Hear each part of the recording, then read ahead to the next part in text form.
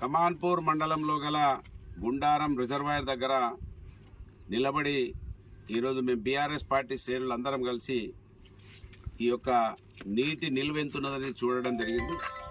ఇప్పుడు ఇవాళ 8 ఫీట్ల నీళ్లున్నాయి.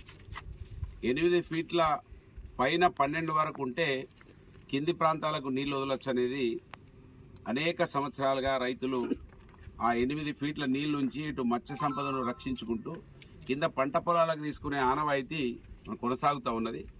ఇవాళ మనం జనవరి 10వ తేదీన ఉన్నాం. ఇప్పటి వరకు శ్రీరామ్ సాగర్ నీళ్లు రాలేదు.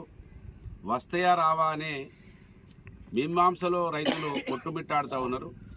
ఇప్పటి వరకు ఎమ్మెల్యే గారు స్పందించలేదు, మాట్లాడలేదు, నమ్మకం ఇవ్వలేదు. కలెక్టర్ గారు కూడా ఇప్పటి వరకు నోరు మెదపలేదు, ఆయన కూడా మాట్లాడలేదు.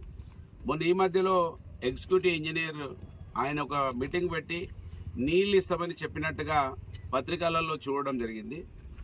నీళ్లు ఈ గారు చెప్పారు 10వ తారీఖు వరకు వస్తాయని, అంటే ఇవాటి వరకు కూడా రాలేదు. ఇప్పటికే నిండి ఉండాలి ఆయన చెప్పిన మాట ప్రకారంగా. నిన్న మేము ఆయనను సంప్రదిస్తే రేపు సాయంకాలం వరకు వస్తే రావచ్చు, రేవెల్లి వరకు ఇవాళ 400 వస్తామని అన్నారు. 400 వస్తే ఇక్కడికి అసలు రావు కూడా రావు. దాదాపు 700-800 వస్తే ఇక్కడ వరకు అందుతాయి నీళ్లు. అది గమనించాలని పోయినసారే ఎండిపోయిన పంటలన్నీ కూడా కింద ఈ గుండారం రిజర్వాయర్ మీద నమ్మకంతో పంటలు వేసుకున్నారు. ఎందుకంటే 10 సంవత్సరాలుగా ఎల్లంపల్లిని వాడినాం, ఎస్ఆర్ఎస్పిని వాడినాం. రెండింటిని కూడా వాడుకొని కింది చివరి ఆయొక్కటి వరకు కూడా వేసంగి పంటకు కూడా నీళ్ళు ఇచ్చి కాపాడినాం రైతులను. వాళ్లకు పంటలు పండించి వాళ్ళ చేతిలోకి ఇచ్చినాం.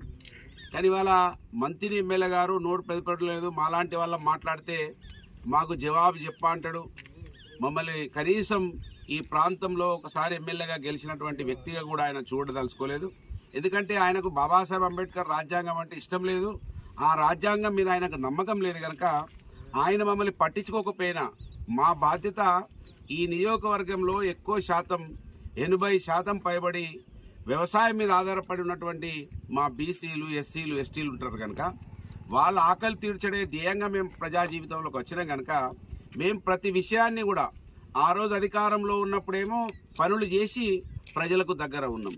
ఇవాళ ప్రతిపక్షంలో ఉన్నారు కనుక ప్రభుత్వం దృష్టికి ఎప్పటికప్పుడు ప్రతిపక్షంగా అన్ని విషయాలను ప్రభుత్వం దృష్టికి తీసుకొస్తూ ఉంటాం.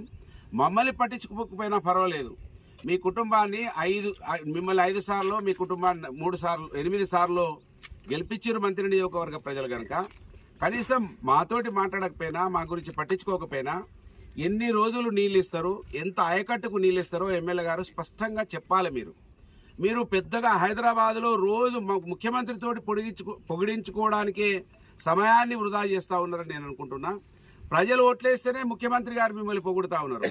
అదే మంత్రి నియోజకవర్గ ప్రజలు ఓట్లేయకుండా ఉంటే మిమ్మల్ని ముఖ్యమంత్రి గారు కనీసం పక్క కూర్చుని పెట్టుకునే వాళ్ళ అని ఒకసారి ఆలోచించాలి మంత్రి ఎమ్మెల్యే గారు.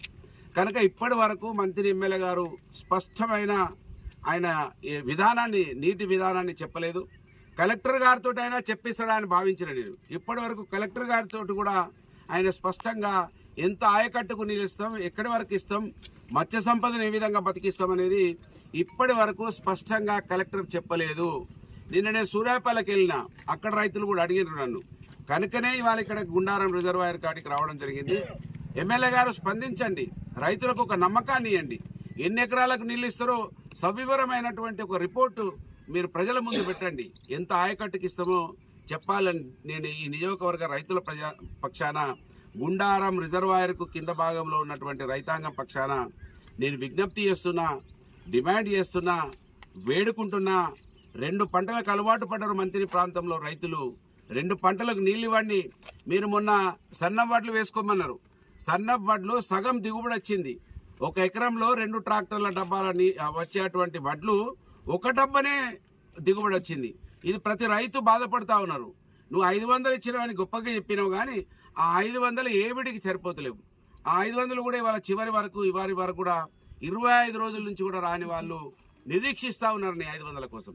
కనుక మీ పని ఒక్కటి కూడా సక్రమంగా జరుగుతలేదు. కనుక మీరు ముందుకొచ్చి జవాబు చెప్పండి, ప్రజలకు ఒక నమ్మకాన్ని ఇవ్వండి. ఈ తోటో డీ తోటో చెప్పిస్తే నమ్మకం ఉండదు. ఎమ్మెల్యే ప్రజలకు ఎప్పటికప్పుడు మధ్యలో ఉండి ప్రజలకు అన్ని విషయాలను తెలుపడం కోసం పనిచేయాలని నేను డిమాండ్ చేస్తూ, వెంటనే కలెక్టర్ స్పందించాలి, మంత్రి ఎమ్మెల్యే స్పందించాలి. హైదరాబాద్లో ముఖ్యమంత్రితో ఎప్పటికీ ప్రశంసించుకోవడం కాదు, ఆయనతోటి పొగిడించుకోవడం కాదు. ప్రజలు ఓట్లేసి గెలిపిస్తేనే ఆయన ముఖ్యమంత్రి నేను పక్కకు కూర్చోబెట్టుకున్నాడు. మళ్ళొక్కసారి చెప్తున్నా, ఈ ఓట్లేసిన ప్రజలకు మంచి సౌకర్యాలు కల్పించాలి.